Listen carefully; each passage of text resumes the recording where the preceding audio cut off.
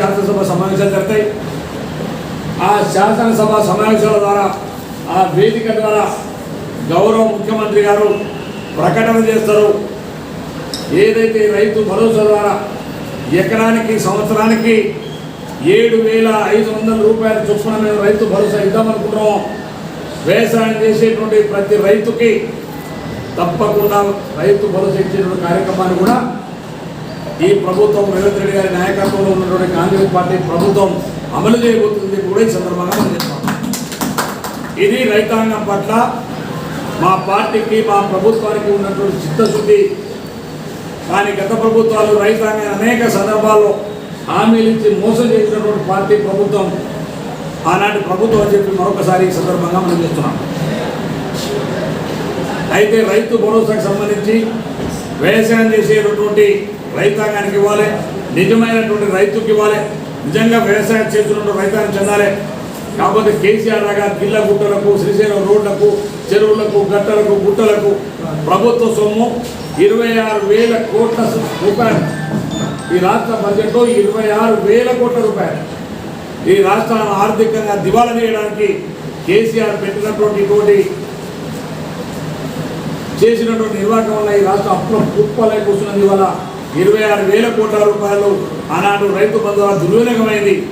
అందుకనే ముఖ్యమంత్రి గారు మా ప్రభుత్వం సరైన పద్ధతిలో సక్రమంగా నిజమైన రైతాంగానికి మేలు జరగాలి, నిజమైనటువంటి వ్యవసాయం చేసే రైతుకి రైతు భరోసా అందించాలనేటువంటి లక్ష్యంతో ప్రభుత్వం కొన్ని నిబంధనలు తయారు చేస్తున్నాం. దానికి శాసనసభ ద్వారా రేపు ముఖ్యమంత్రి గారు ప్రకటన చేస్తారు. దాని తర్వాత తప్పకుండా మరి నిజమైన రైతాంగం అందరికీ మరి 7,500 రూపాయల చొప్పున, అంటే సంవత్సరానికి 15,000 రూపాయల చొప్పున రైతు భరోసా ఏర్పాటు చేసే కార్యక్రమాన్ని కూడా అమలు చేయబోతున్నామని చెప్పి కూడా మీకు ఈ సందర్భంగా మనం చేస్తున్నాం.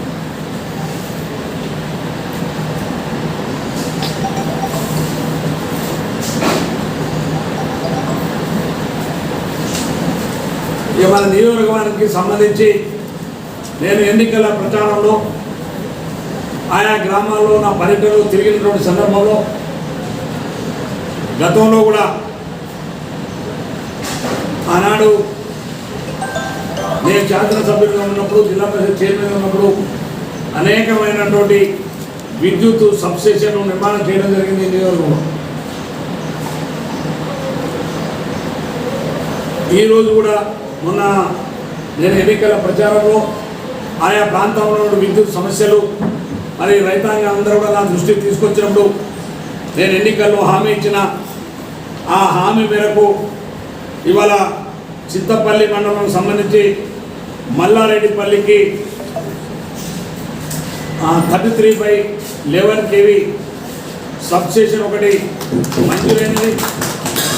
అదేవిధంగా అదే మండలంలో చింతపల్లి మండలంలో అక్కడ మదనాపురంకి దీనికి కొంత మదనాపురం సబ్స్టేషన్ బాగా లోడ్ పడుతుంది ఆలోచనతో రైతులు అడిగిన సందర్భాన్ని ఇవాళ కుర్మేడు గ్రామాన్ని కూడా మరొక సబ్స్టేషన్ 33/11 సబ్స్టేషన్ కూడా మంజూరు చేయడం జరిగింది. మరి అదేవిధంగా కొండమల్లేపల్లి మండలంలో నేను మొన్న ఒక ఫౌండేషన్ కొరకు పోయి ఉంటే ఆ రోజు హామీ ఇచ్చిన తప్పకుండా మీ గాంధీనగర్కు సబ్సిడీ ఇస్తానని చెప్పిన ఆ మాట ప్రకారం ఇవాళ కొండపల్లిపల్లి మండలం గాంధీనగర్ కూడా ఒక సబ్సిడీని మంజూరు చేయడం జరిగిందని కూడా ఈ సందర్భంగా మనం చేస్తున్నాం. మొన్ననే పిఏపల్లికి సంబంధించినటువంటి రైతాంగం మా మేడారం గ్రామంలో మరి రైతులకు లో వోల్టేజ్ ఉండే వల్ల సమస్యలు వస్తున్నాయని నా దృష్టికి తీసుకురాగానే మరి మేడారం గ్రామానికి కూడా ఒక సబ్స్టేషన్ మంజూరు చేయడం జరిగిందని కూడా ఈ సందర్భంగా మనం చేస్తూ ఉన్నాం. 4 సబ్స్టేషన్లు ఒకటేసారిగా మల్లారెడ్డిపల్లి, కుర్మేడు, గాంధీనగర్, మేడారం ఈ 4 సబ్స్టేషన్లు మంజూరు చేసినటువంటి మా విద్యుత్ శాఖ మంత్రివర్యులు డిప్యూటీ సీఎం గారు బట్టి విక్రమార్క కూడా మా నియోజకవర్గ రైతాంగం తరఫున నా తరఫున ప్రత్యేకమైనటువంటి ధన్యవాదాలు. అన్నిటికంటే ముఖ్యమైనది ఈ ప్రాంతంలో గతంలోనే కాంగ్రెస్ పార్టీ ప్రభుత్వ హయాంలో 132 kV సబ్స్టేషన్ మన కందుకూరు కాడ నిర్మాణం చేసుకోవడం జరిగింది. ఈ ప్రాంతానికి ఇంకొక 132 kV సబ్స్టేషన్ కావాలనే ఆలోచనతోటి మరి నా దృష్టికి తీసుకురాగానే మరి ఇవాళ దానికి సంబంధించినటువంటి ప్రతిపాదనలు నేరేడుగొంలో 132 kV సబ్స్టేషన్ కొరకు ఇప్పటికే ప్రభుత్వానికి పంపేయడం జరిగింది. అక్కడ అంత వర్కౌట్ అవుతుంది. బహుశా ఈ అసెంబ్లీ సమావేశం లోపలే వారం 10 రోజుల్లో నేరేడుగొంగ కూడా 132 kV సబ్స్టేషన్ కూడా మంజూరు చేయబోతున్నాం అని చెప్పి కూడా ఈ సందర్భంగా మనం చెప్తున్నాం. అనేకమైనటువంటి సమస్యలు ఉన్నాయి. ఈ సమస్యలన్నింటి కూడా రేపు జరిగేటువంటి శాసనసభలో త్వరలోనే ఈ ప్రాంతానికి సంబంధించినటువంటి ఇరిగేషన్ ప్రాజెక్టుల పైన, అది ఎస్ఎల్బిసి టన్నెల్ కావచ్చు, ఇండి లిఫ్ట్ ఇరిగేషన్ కావచ్చు, పెళ్లిపాగల కావచ్చు, అదేవిధంగా